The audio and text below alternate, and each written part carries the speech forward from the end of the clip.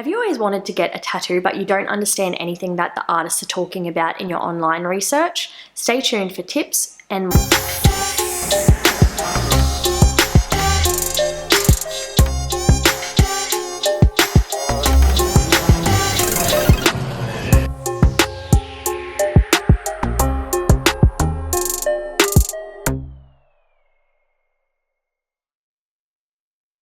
Hey guys, I'm Haylee Tattooer and this is Tattoo Talk. So today we're going to be talking about tattoo jargon, the things that your artists say that you may not understand, and this should help you be able to approach your artist with a little bit more confidence. So our first term would be consultation. So tattoo consultation is just a quick meeting with your artist. Sometimes they charge for it, most of the time it's free. It might take 10 minutes, it might take 30 minutes, and it's just a time to sit down with your artist. You can describe your ideas, you can show them where you want it, how big it's going to be, that kind of thing, and the artist can get a full holistic idea of what you want to do with your piece. Take notes, maybe even put together some rough sketches depending on the artist. Then the artist will take that away and then put it all together. So size, very simple. Size is just how big your tattoo is going to be, how big the end product is going to be. Ideally you would describe this to your artist in terms of centimeters or inches, or if it's going to fill an entire area, you can say, you know, my entire upper arm, my entire forearm, my whole back, my whole torso. That way your artist just can get an idea. A lot of the time we do have people saying, oh, I just want something small, or maybe smallish but not too big, or medium. See, we don't really understand those terms, because what could be a medium tattoo to you could be a super large tattoo to someone else. So centimeters or inches, or a description of the entire space you want to fill is ideal. Placement. Placement is really simple. It is just where on your body you would like your tattoo located. Another time to use descriptive words, so you could say arm. We're not sure where on your arm that is. So you've got, you know, the upper arm, outer, inner bicep, inner forearm, outer forearm, entire forearm, full forearm. Same goes with your legs. You need to be a little bit more descriptive than just the simple body part, just so we know whereabouts, like around about how big and where the flow is going to be in your design. The next term would be deposit. So a lot of tattoo artists do prefer to take a deposit, maybe at the time of consultation or when you book the appointment. That's just to cover the artist for any work that they do up until the time of the appointment, in case you do need to reschedule or you don't show up to the appointment. It just covers the artist, secures the appointment. With some artists, it doubles as a drawing fee. You really need to discuss with your individual tattoo artist what deposit means to them, because there are different conditions to each different studio. So some studios require a deposit which is completely non-refundable. Some studios will refund the deposit if you call to cancel or reschedule within a certain time period that they've stated. You need to sort that out with your specific artist. A booking fee. Booking fees are slightly different than deposits in the way that the booking fee is an administrative fee to secure the booking. It may not come off the end price of your tattoo. It is just to cover the administrative and the drawing fees and everything that go on. So that may not come off your appointment, and they most likely will not be refundable. So again, talk to your artist. Not all artists use booking fees, mostly the very, very busy artists. Cancellation. So a cancellation is when you call your artist and say, I'm sorry, I can't come in anymore. I need to cancel the appointment. For whatever reason, that's fine, as long as you let your artist know. And again, going back to the deposit, double check your deposit conditions, as if it's in a certain time period, you may not get your deposit back. So a cancellation is just when you fully cancel the appointment. A reschedule. Reschedule is when you can't make your appointment, but you call to move your appointment either forward or to a later date. It's just changing the date of your appointment. Again, you will have to check the deposit conditions or your artist's shop policy, because if you do this too close to the appointment time, they may not wish to reschedule you, as they may not be able to get clients in to fill that spot, which is a bit of a stuff around. But yeah, a reschedule is just moving your appointment. No-show. A no-show is when you do not call your artist or let them know in any way, and you just do not show up for your appointment. This is a very, very sore spot for tattoo artists and anybody that works with the public in like a booking appointment sort of schedule layout. When you do not show up for your appointment, when you're a no-show, it basically leaves us hanging. Most tattoo artists only get paid as per the work that they do. We don't have retainers, we don't have commissions, that kind of thing. We just get paid for the work that we do. So if you no-show your appointment, your artist is kind of left sitting there and desperately maybe trying to get somebody a walk-in or something like that to try and make up for the money that you have taken away from them by not showing up for your appointment. So it's super upsetting for us to get no-shows. So where possible, please make sure that you give your artist notice when you can't make your appointment. Hourly rate. So an hourly rate, a lot of tattoo artists do charge by the hour. So they have a set hourly rate, and however many hours you book for, the hourly rate will be multiplied by that. Some artists do prefer to charge by piece, and they will talk to you about this when they book in, or you can ask your artist. Some artists do prefer to charge by the piece, so they will give you a set cost, and no matter how long it takes, that's what it'll cost. But hourly rate is just what they charge by the hour. A day rate or a day session is when you have bigger pieces or multi-session pieces that are going to take you more than one tattoo session. A lot of artists do a day rate, so it may be slightly discounted from the hourly rate over however many hours that they like to work in a day. And again, you'll have to ask your artist. I personally work 9 AM until 4 PM, and I have a day rate that I charge people for that if they sit for that whole day. It just works out a little bit cheaper, and it encourages people to sit longer for their tattoos to get a slight discount. A tap out is when a client books for a long appointment and they feel like they're in too much pain and they can't sit for any longer, so they tap out. So double check with your artist, because if you book, say, a 4-hour session and at 3 hours you say, I need to tap out, I cannot do any longer, you may get charged for the 3 hours that you did, or some artists will require you to pay for the full amount of time that you booked. So that might be a good question to ask at the consult. All artists are different. Ongoing work or multi-session work, that just refers to a tattoo that cannot be completed in one session. So if it can't be completed in, 3 hours and you don't want to sit for any longer than 3 hours, you're going to need multiple appointments. That it just covers a tattoo that can't be finished in one day. And generally you'll need to let the tattoo heal and then rebook, and then keep doing so until the tattoo is completed. So that is a multi-session tattoo or ongoing work. Aftercare. Aftercare is basically just how you take care of your tattoo after you walk out the door of the studio. Your artist will provide you a sheet which describes their aftercare instructions. You may have your own set of aftercare that you have developed over the years of getting tattooed, something that works better for your skin. Discuss this with your artist. Some touch-ups are not free if you do not follow their aftercare instructions. So that's something to discuss during the consultation if you need to deviate from that for whatever reason. Flash designs. A flash design is sort of mass-produced design work by artists. It can be by your tattoo artist or another tattoo artist overseas, and what they do is they sell these sheets, probably multiple designs per sheet. They're happy for anyone to get them tattooed. You do need to check with the artist. If an artist on Instagram posts like a flash sheet with ideas, they've put work in, they've put a lot of time in to draw up those design ideas. They may intend only for it to be used on their particular clients, or they may be happy for it to be tattooed by anyone, but you need to check with the artist that designed it first if it is not openly advertised in the caption of the picture.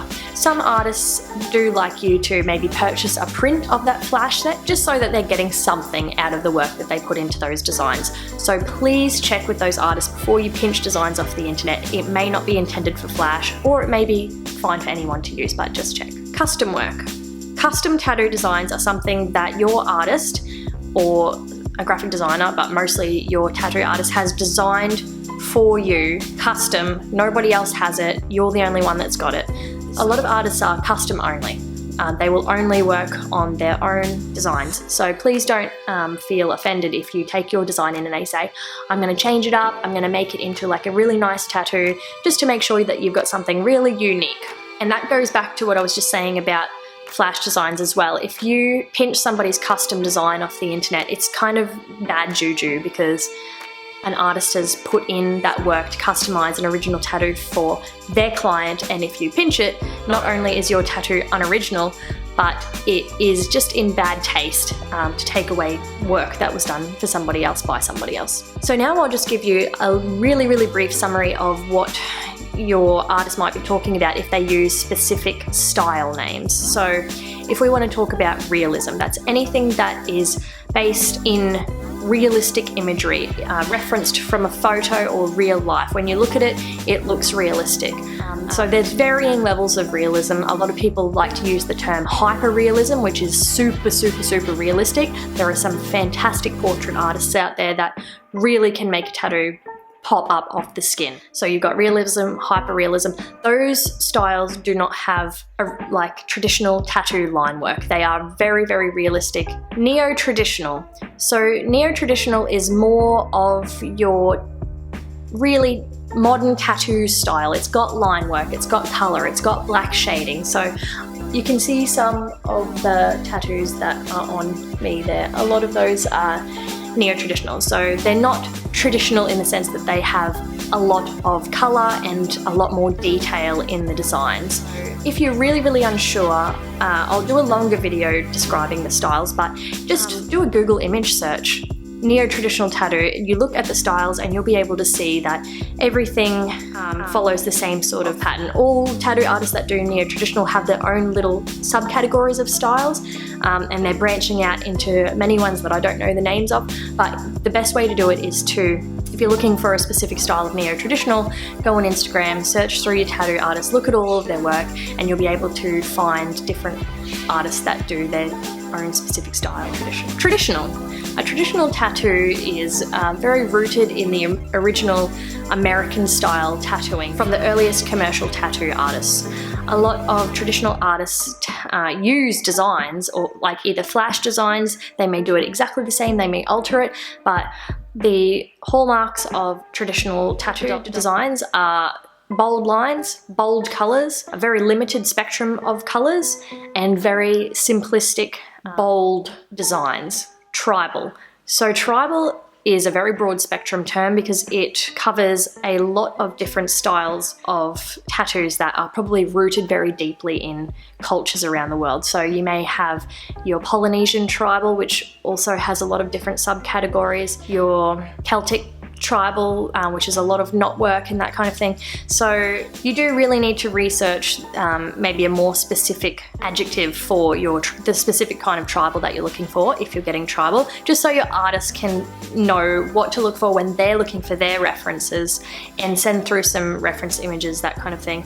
I'll talk more on tribal in another video. Lettering. Lettering is basically just script tattoos, script or lettering, and it's you can either incorporate lettering into a larger design, or you can get lettering or script just on its own.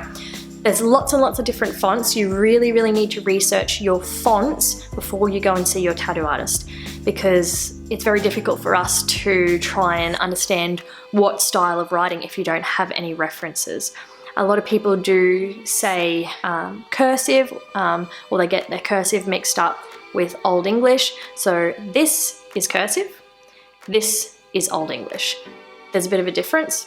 Some may call that Gothic. It's good to just have maybe like a printed or emailed reference for what kind of script that you like. There's heaps of fonts online. If you go online and have a look for lettering or fonts and you find one that you like, please make sure that you know what the font is called, then we may be able to download it and use it. But if you don't know what the font is called, it makes it very difficult for us to go back through the internet, which is a really big place, and find the specific font that you like. It may take hours, so please screenshot the name of the font so we can find it. Line work. So the line work, say if you're getting a traditional or neo-traditional or new school or any kind of tattoos that have bold black line work as part of the design, that's what it's just the lines. When we say line work, we're going to do the line work first. It just refers to the line portion of your tattoo. Shading. Shading just refers, it's the opposite of line work, it's what goes between the lines. So if your artist says shading, they could be either referring to grey wash shading, black and grey, or colour shading. It depends on what you want for your tattoo. They're both pretty much the same thing. You can shade in shades or you can shade in colour. Some artists separate that, and the shading is the black and grey part and the colouring is the colour part, but it kind of all just merges in. Grey wash. So grey wash is black and grey tattoos that don't have colour color including white or grey. Grey wash is just diluted black ink to get different levels of darkness when your tattoo heals. Very similar to grey wash, but also very different, is monochrome. Monochrome is where you stick with one color. Sometimes it's black and tones of grey that have been mixed with white ink. Very different to grey wash, because grey wash is mixed with a mixing solution, like a dilution, and not white, to make different levels of black. And monochrome makes different levels of greys, or whatever color monochrome you choose to do. Color is a tattoo that has color in it. Color pop is mostly a grey wash or black and grey tattoo that might have one, maybe two little pops of color through it. So you see the animals with the colored eyes, or a black and grey sleeve with a beautiful big red rose, that kind of thing. So it's just black and grey tattoo with parts of it that pop out in color. Watercolor. So there's a few different ways of doing watercolor tattoos, but the idea is that you get the splashes and the fades and that kind of thing that you would if you were painting with watercolor. This can be achieved in a couple of different ways. There are no watercolor tattoo inks per se, so you don't have to find an artist that has special inks to do watercolor tattoos. We can either dilute the ink if we like, or we can use shading techniques to make it appear like the color is fading out and washing in, that kind of thing. So you don't need to find a specific artist or who uses specific products to get a watercolor tattoo. You just need to find an artist that enjoys that design and the free-flowing sort of watercolor splashes, and we'll do a great job of it for you. A couple of other terms that you may hear during the tattoo process are single use. So single use just means that, say, the needles or the needle cartridges or the tips that we use are disposable. We do not use them more than once or on more than one client. We just throw them out after every use, dispose of them medically in a sharps container, that kind of thing. So if an artist says to you, all of my equipment is single use, you know that there is not a risk of cross-contamination. Also, sterile. Some artists, some parts of their tattoo machine are reusable, so the barrel. No artist should ever reuse needles. All needles used in tattoos should be single use only. But part of the tattoo machine that the needle goes through, a lot of artists do prefer to use reusable ones because of the expense. So these are then thoroughly cleaned and disinfected and then put through a sterilization process so that no bloodborne pathogens can funnel through for the next client. So sterile just means that it's gone through that cleaning and sterilization process and you don't have anything to worry about. A stencil.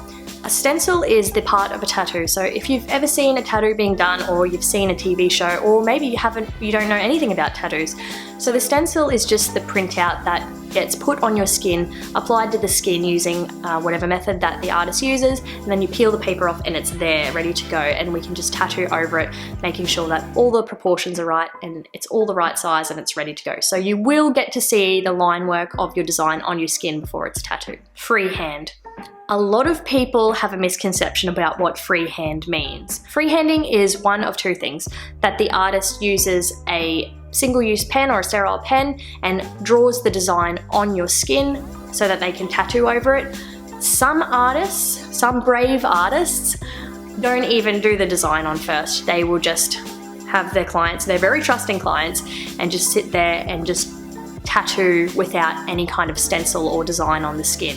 So freehanding for the most part is when an artist just draws on straight on, and that is necessary sometimes because your body does have certain flows and rhythms, and we do like to, especially with big designs, make the designs flow with the muscle structure of your body. Freehanding, some artists use a combination of stencil and freehand, some artists only freehand, some artists never freehand. It really just depends on your tattoo artist, but that's what it means if that's what they say. A lot of people do think that freehanding means the same thing as custom. So someone might say, do you do freehand? And what they're really asking is, do I design tattoos? And so freehanding is when you design it straight onto the client's body part.